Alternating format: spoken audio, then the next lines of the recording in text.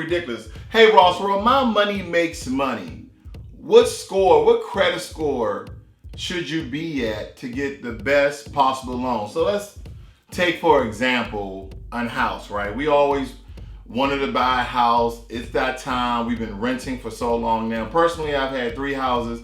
I'm in an apartment now, but I've made a vow to myself, once I get out of this apartment, never to rent again. And there's a reason for that. You lose all sorts of money renting, right? You're paying for somebody else's property. That's basically what it is. And some of you like, well, I travel a lot, I do this, that, and the other. Then maybe Airbnb or maybe one of those extended stays may work for you. But when you rent, you're basically paying somebody's house off. And they absolutely love it. Believe me, the renters love you guys. They love me. But what score do you need? Now, according to FICO experts, they say a 760 is a great credit score. Now, if you don't know, the range for the FICO credit score is between 300 and 850. Now, the experts say that 760 is a really good score, okay? From my knowledge, I know that a 720 is a good score, but let's just take their number 760. Now, the average Americans are teetering between sort of a 650 and a 740, okay? Now, these numbers could adjust here and there, depending on what actual score you look at, because we understand that your FICO score is an average of the 3 credit unions. That's Equifax, Experian, and TransUnion. And then take, for instance, right, you want an FHA loan, okay? They say here that you need a minimal score of $500. I'm gonna tell you how confusing this is. You need a 500 credit score in order to qualify for an FHA loan. Then it says most lenders require a 580 for an FHA loan. So you need at least a 580, okay? 580, 600. But then if it's not an FHA loan, right? The FHA, Federal Housing Allowance, that's probably what it means, right? Federal Housing Allowance or allocation. I forgot what the A is. Someone leave it in the comment section. Hey, go ahead, subscribe, like, and that way you can get the information, because I'm gonna give you the information in a very one-on-one, personal, not over your head. I'm giving it to you straight so you understand this stuff. Then a conventional loan, okay? A conventional loan, not dealing with any federal or private company help, maybe Quicken loans, right? A regular conventional loan. It says that if you have a score between if you have a credit score below a 620, it's gonna be very, very difficult in order for you to get a loan. They say for conventional loans, you need at least a 700. You need at least a 700. So here's an example, right? Consider a 30-year mortgage at $200,000 fixed. Never do an ARM unless you have a master plan and you know exactly what you do. I'm gonna say it again. Never do an ARM. That's adjustable rate mortgage, meaning that your percentage, the interest of your loan, can balloon up after a given point, after what the contract or the terms say in the writing. So I always tell people get fixed, and if you can afford it, get a 15-year mortgage, not a 30-year mortgage, because if you did the math, most people save $100,000 doing a 15-year mortgage. But I understand some people are not in the financial space to actually do that. But hold on. You have a 30-year mortgage at $200,000.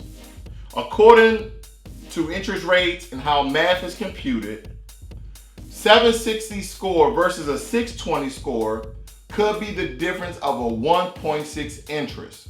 Okay, I'm gonna say it again. So you're going out for a $200,000 loan, and somebody has a 620 and somebody has a 760. And dealing how the market is, that could be a difference of 1.6 interest on that loan. Okay, it's quite easy. So basically, if someone's gonna get 5% at the 760 and you have the 620, then it would be 6.6. That's simple. And you're wondering, like, what's 1.6%? Like, how much money does that compute on a $200,000 loan? It's a $68,000 difference. $68,000. So we have to understand the numbers and the percentages, because a lot of people get wrapped up in the whole numbers but not the percentages, okay? We have to get wrapped up in all of it, but mostly the percentages, because $68,000, that's a whole half another house, right? That's a half, or that's an extra room you can build onto your house. All sorts of upgrades you can do with that $68,000. Okay, but we have to understand the statistics about this. And let's take it for if you was going out to buy a car.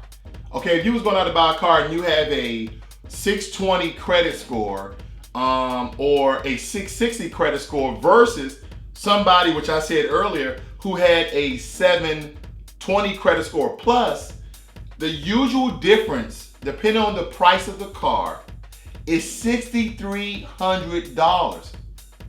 Think about that. You have a 620 to 660 credit score versus somebody who has a 720 credit score. Because you're not in the 700, because you're not close to 715, because you're not close to 740, you're going to pay $6,000 plus. So a lot of you may have great jobs and great professions, but your credit stinks. And you'll want to go out and buy the most awesome car that you've always thought of, the dream car, but it's going to cost you money, okay? It's going to cost you money. And some of you like, I don't care because I can afford it. I want you to think of money as a tool that gives you different options to do different things in your life. Do not waste your money on things and objects and materialistic things that you can't profit from. And I'm basically saying this. If you have a horrible credit score, I want you to work on that credit score. I want you to build that credit score, and I want you to increase that credit score. So that $6,000 that you're going out, that you may have paid extra for that car, you can take that $6,000 and put it towards your son's or daughter's college. You can take that $6,000 and throw it in an investment account. Okay, you can throw that $6,000 investment account, and I'm not going to do the math. This is not about investing. This is about that credit score. From those 3 credit unions, Experian, Equifax, and TransUnion. And guess what?